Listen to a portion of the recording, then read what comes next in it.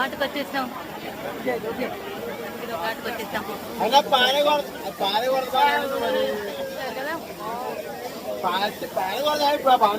మొత్తానికి అయితే ఘాటు కాడికి వచ్చాము. ఘాటు కాడ మాత్రం ఫుల్ జనాలు ఉన్నారు. ఇక్కడ నుండి పై వరకు నడవాలట. అసలు ఆటోలు లేవు, బండ్లు లేవు, బస్సులు లేవు. ఎట్లో కట్లా అమ్మవారు నడిపించవలసిందే కానీ ఇంకా ఏం చేయలేము. కానీ కోట్ల మంది ఉన్నారు. అమ్మ భవన్లు చాలా అద్భుతమైన ఇక్కడ జరుగుతుంది.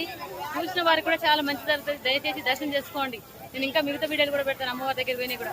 జై భవాని. ఘాటు మొత్తం అయితే చూసారుగా. ఇక పదండి స్నానానికి వెళ్దాం. మా అయ్యప్పరాలు స్నానం చేస్తాను, తను చేశాక నేను చేస్తా. ఇక్కడ మాత్రం గవర్నమెంట్ చాలా బాగా ఏర్పాటు చేసింది. ఎవరికి ఇబ్బంది కలగకుండా. చిన్న పొరపాటు అయితే చేసింది.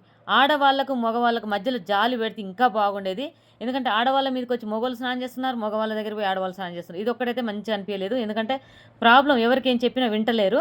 ఇంకొక ప్రాబ్లం ఏంటంటే ఈ భవన్లు అందరు కలిసి స్నానం చేసిన బట్టలు తీసుకుపోయి నదిలో ఇసిరేస్తున్నారు. అక్కడ ఒక బోర్డు రాసి పెడితే బాగుండేదేమో. బట్టలు మాత్రం వాళ్ళు ఇసిరేయకండి, ఒక సైడ్ పెట్టండి అని చెప్తే బాగుండేది గవర్నమెంట్. తర్వాత ఏదో ఒకటి చేసేది. కానీ వాళ్ళు మాత్రం ఏం చేస్తారు, చాలా మంది వచ్చారు కాబట్టి ఎవరికి చెప్పలేము. కానీ మనమే కొంచెం అడ్జస్ట్ అయ్యేది ఉంటే భవాన్లకు. నేను తప్పుగా మాట్లాడితే నన్ను క్షమించండి. ఎందుకంటే అలా మూగజీవులు ఉంటాయి కాబట్టి ఆ తల్లికి కూడా నచ్చదు కదా మనం బట్టలు ఇసిరేస్తే అట్లా అని నాకు అనిపించింది. మీకు అనిపించింది, మీరు చేసిన నో ప్రాబ్లం దాంట్లో. నాకైతే చాలా సంతోషం అనిపించింది. విజయవాడ కనకదుర్గమ్మ దగ్గర మాత్రం చాలా చక్కగా ఏర్పాటు చేశారు. స్నానాలు అయిపోయినాయి. ఇంకా మేము నడుస్తున్నాం అక్కడికి. అదే మాకు తెలియదు, మేము వచ్చింది కూడా నైట్లో కాబట్టి అంత ఐడియా లేదు.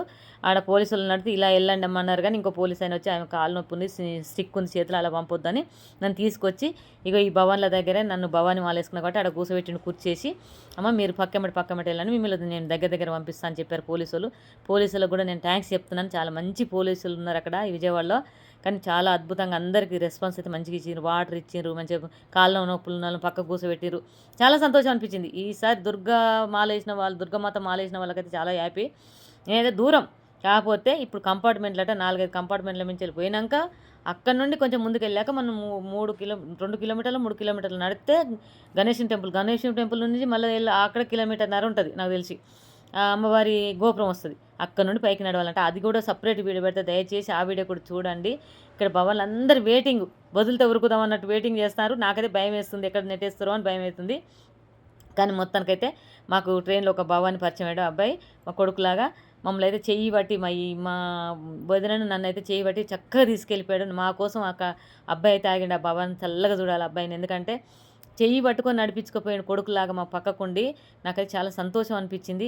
ఎక్కడ దెబ్బ తాకకుండా భవన్లను పక్కకి ఇట్లా చెయ్యి అడ్డం పెట్టి తీసుకెళ్ళిండు. కానీ విజయవాడలో చాలా చాలా అద్భుతంగా ఏర్పాటు చేశారు. పోలీసు వాళ్ళకి థ్యాంక్స్, గవర్నమెంట్కి థ్యాంక్స్. ఇప్పుడు చంద్రబాబు నాయుడు కానీ ఈ కళ్యాణ్ బాబు కానీ అందరికీ వెరీ థ్యాంక్స్. వాళ్ళకి చేతులైతే నమస్కరిస్తున్నాను. భవాన్లకు ఏ ఇబ్బంది కలగకుండా చాలా చక్కగా చేశారు గవర్నమెంట్. సూపర్. విజయవాడలో ఆ తల్లి కనకదుర్గమ్మ దగ్గరికి ఇక నడక వెళ్తున్నాము. నడకైతే మొదలు పెట్టాము. ఆ తల్లి గోపురాన్ని చూస్తే ప్రాణం ఇలా లేచొచ్చింది. అక్కడ శ్రీశైలం చూడండి, అమ్మవారిని దర్శనం చేసుకొని ఇప్పుడే స్టార్ట్ చేసాం. ఇంకా నెక్స్ట్ వీడియో పెడతాను.